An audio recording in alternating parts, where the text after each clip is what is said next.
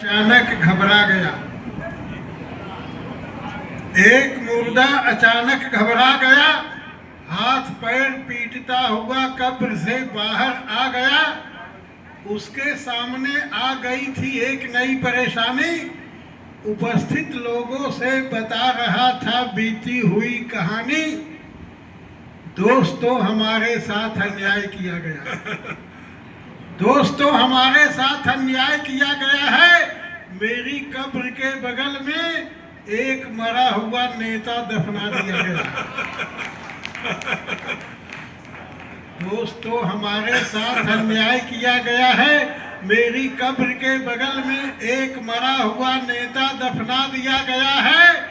वह हमेशा आंदोलन और चक्का जाम किया करता है। नारेबाजी से बगल वाले मुर्दों की नींद हराम किया करता है। क्या बात है दोस्त जी। वो दशहरे के अवसर पर गांव में रामलीला चल रही थी। दशहरे के अवसर पर गांव में रामलीला चल रही थी। लंका दहन देखने की उत्सुकता दर्शकों में मचल रही थी। तभी राक्षसों ने तेल सने वस्त्र लपेटकर हनुमान की पूंछ में आग लगा दी और उछल कूद कर हनुमान ने विचित्र ढंग से लंका जला दी। परंपरा के विरुद्ध दृश्य देखकर सभी दर्शक हो गए क्रुद्ध। रामलीला कमेटी के सदस्य पदाधिकारी भी रह गए अवाक, क्योंकि इस बार के लंका दहन में राक्षसों के महल साफ बच गए। उल्टे विभीषण की कुटिया ही जलकर हो गई था। क्षुब्ध होकर रामलीला समिति द्वारा बैठा दी गई जांच। आखिर विभीषण की कुटिया क्यों जली, राक्षसों के महलों पर क्यों नहीं आई आंच। लगभग एक सप्ताह तक चली जांच में यही बात खुलकर सामने आई है। इस बार की रामलीला में हनुमान की भूमिका एक दरोगा जी ने निभाई है। बैठे हुए हैं भगवान श्री कृष्ण ने श्रीमद् भागवत गीता के 19वें अध्याय मिट्टी के तेल की कालाबाजारी रघु और जग्गू से 2,000 रुपए माहवारी। हरे वृक्षों की अवैध कटाई के ठेकेदार मोहन सोहन लौटू प्रत्येक से 3-3 हजार। वाह भाई। हेरोइन का कुख्यात धंधेबाज असलम 5,000 में मात्र 50 रुपया कम। यूसुफ नवाज और करीम 3-3 हजार देकर बेचते हैं चरस और अफीम। बेचते हैं गाजा खुरचन कोहार और महंगो खटिक।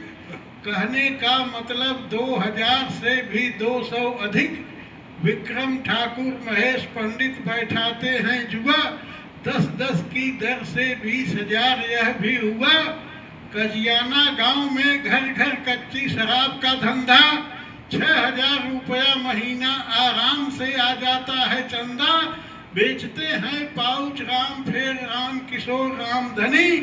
यानी बैठे बैठाए महीने में 50,000 से भी ऊपर की आमदनी। यह आप जो सुन रहे हैं न गीत है, न गजल है, न कविता है, न शायरी है।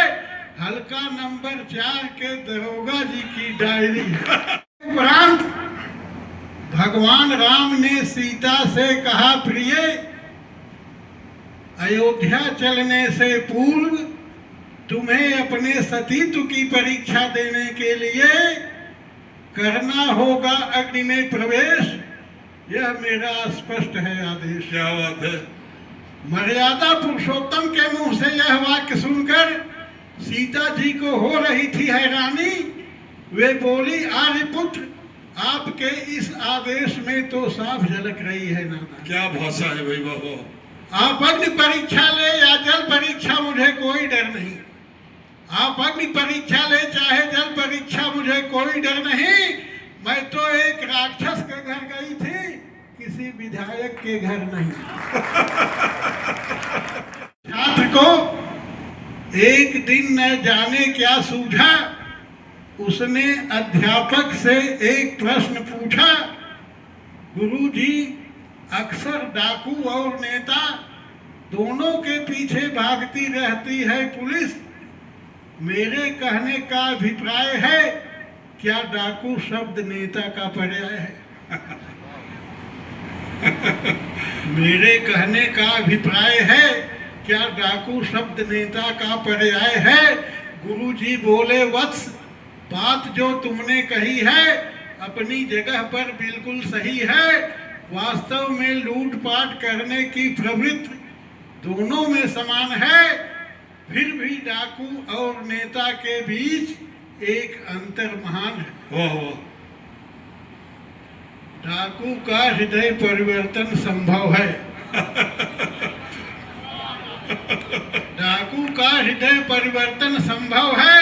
इतिहास में इसके अनेक प्रमाण हैं। इसमें अंगुलीमाल और वाल्मीकि जैसे दर्जनों विद्वान हैं। कहने का तात्पर्य, डाकू में सुधार की संभावना व्याप्त रहती है, जबकि नेता में यह पूरी तरह से समाप्त है। आइए बेहोशी। पान खाकर मैंने जैसे ही किया थूकने का प्रयास। बजबजाती हुई नाली में पान खाकर मैंने जैसे ही किया थूकने का प्रयास, एक कीड़ा उछलकर सामने आ गया अनायास। वह मुझे देखकर कुर्राया और डांटते हुए समझाया, थूकना ही है अगर तो शिक्षा का स्तर गिराने वाले विद्यालय पर थूका। बढ़िया व्यंग है। थूकना ही है अगर तो शिक्षा का स्तर गिराने वाले विद्यालय पर थूकिए।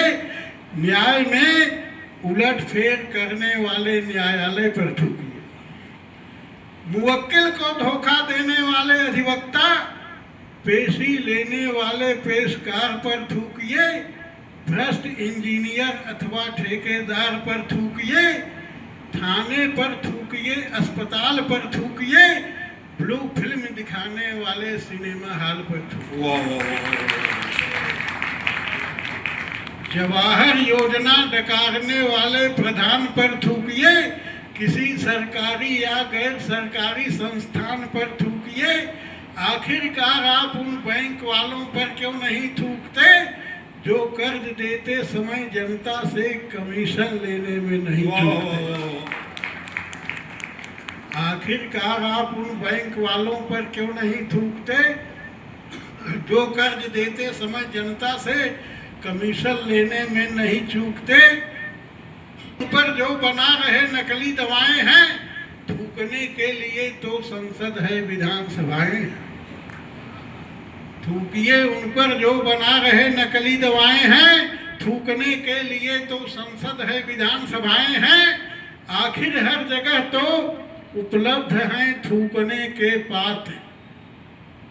आखिर हर जगह तो उपलब्ध हैं थूकने के पात्र। क्या आपकी दृष्टि में यही नाली ही रह गई है एकमात्र? आखिर हर जगह तो उपलब्ध हैं थूकने के पात्र। क्या आपकी दृष्टि में यही नाली ही रह गई है एकमात्र? एक तुच्छ जीव मेरे समक्ष इस तरह की बातें कह गया, मैं बेबस लाचार थूक घोट कर रह गया। वाह वाह।